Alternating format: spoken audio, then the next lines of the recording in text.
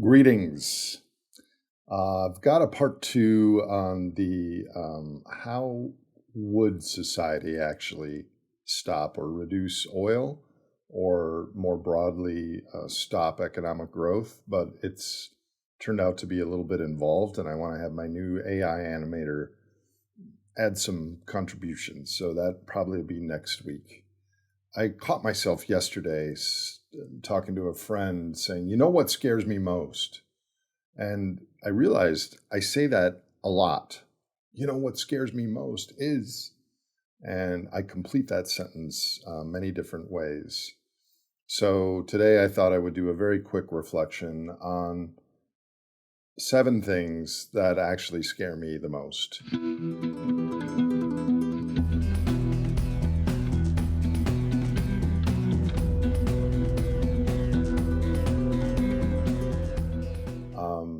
I'm sure all of you, almost by definition of tuning into this channel, are aware of many of the challenges facing society, facing our planet, facing the natural world in coming years, decades, centuries, millennia, and beyond. I think you would all have different answers to what are the 3, 4, 5, 6 things that scare you.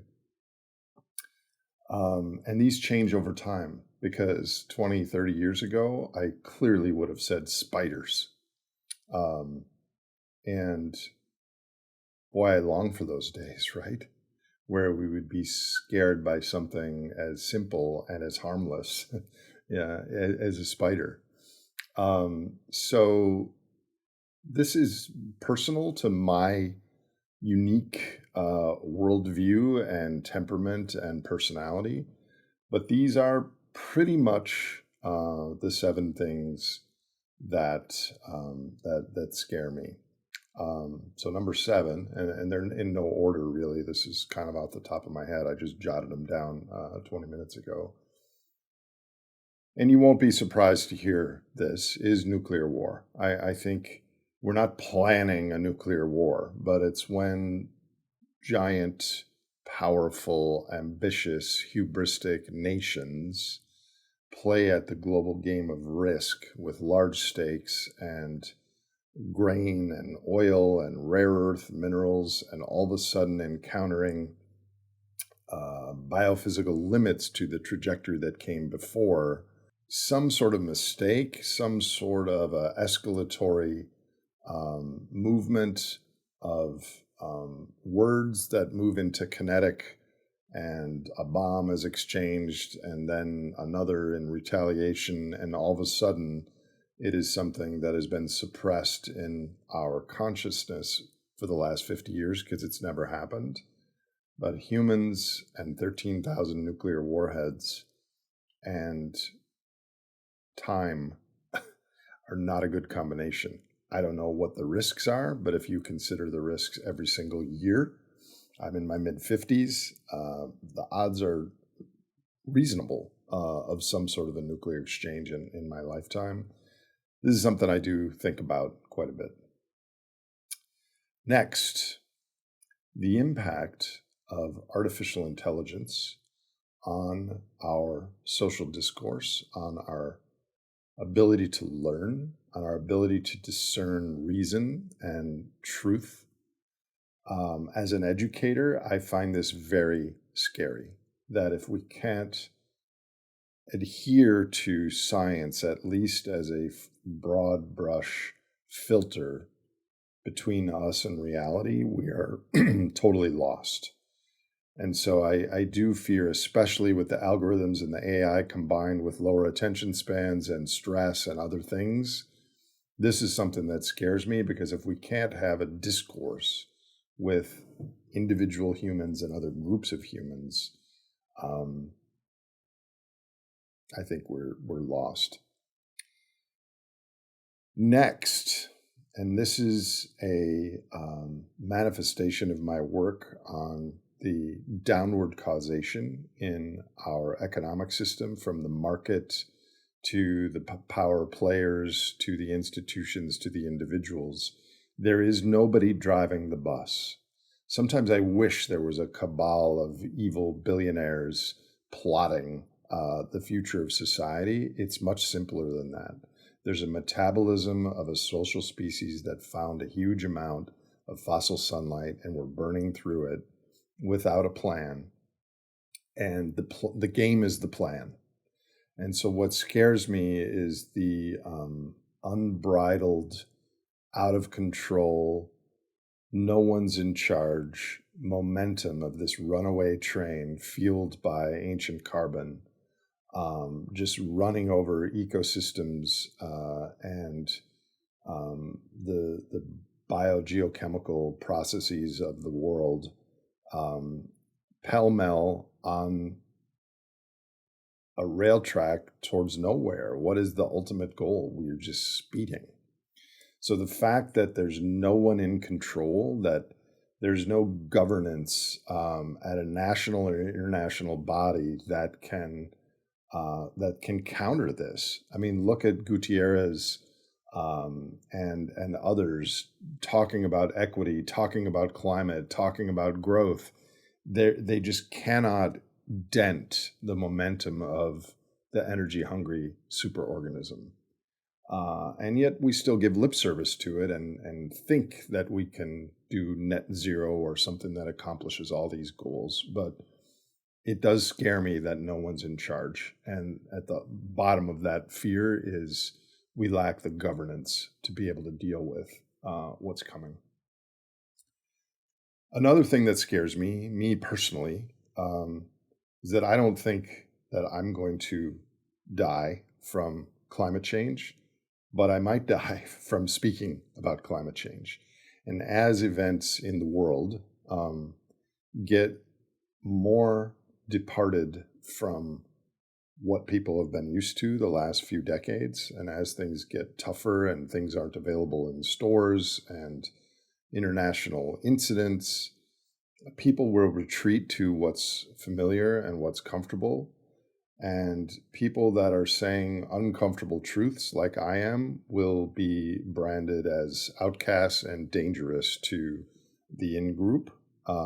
And I'm not so much worried about me per se, and of course I am, but I think speaking the truth and science and caring about what's right, especially environmental uh, um, concern about other species and other generations of other species, is going to seem like a wacko fringe luxury.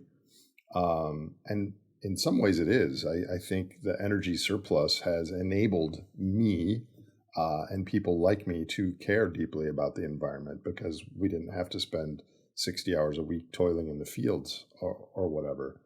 But I do feel that the social contract, as things get tougher, will ostracize people that aren't towing the line of nationalism or economic growth or less taxes or more access to coal, which gives us air conditioning.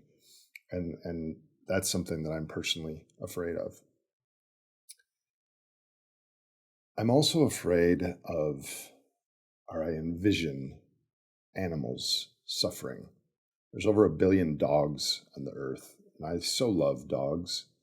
They're among my best friends in the world, and not only dogs, but all the other animals uh, and humans in the future as they deal with less energy surplus, which allowed for this bounty and ways of living that we have now, and the suffering of animals in the world and future humans. I mean, only the grandchildren of the richest humans today will be able to afford air conditioning, and their grandchildren won't have air conditioning.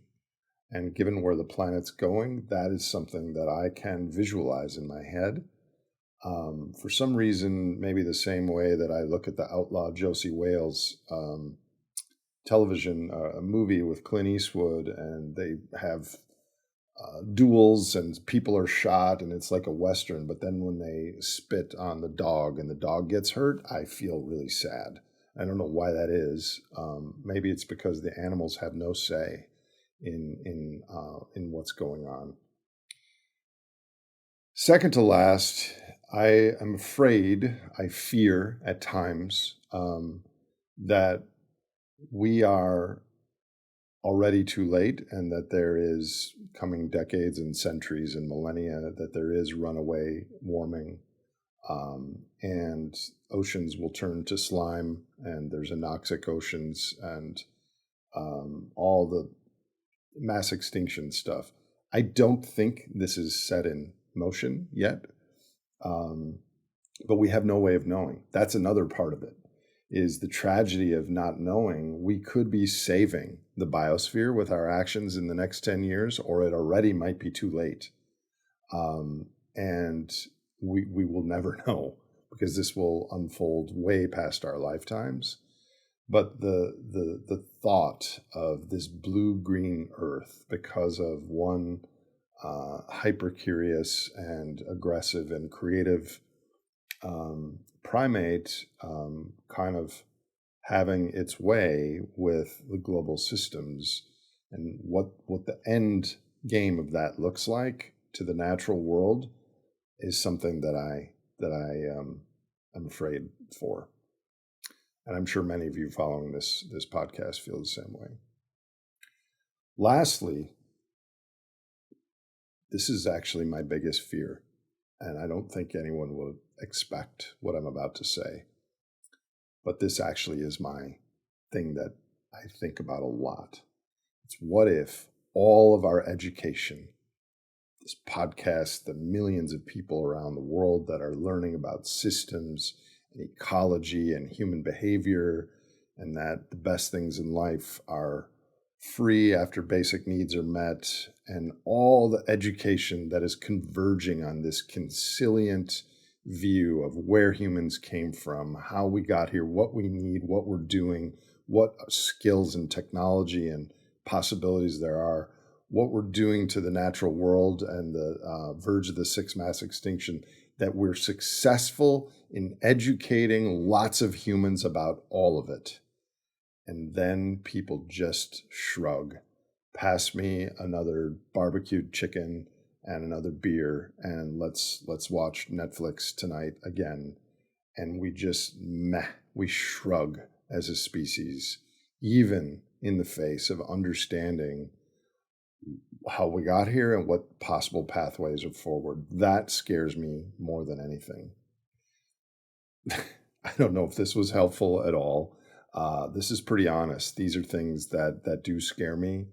Back to an interesting analysis next week on post-growth, post-oil pathways.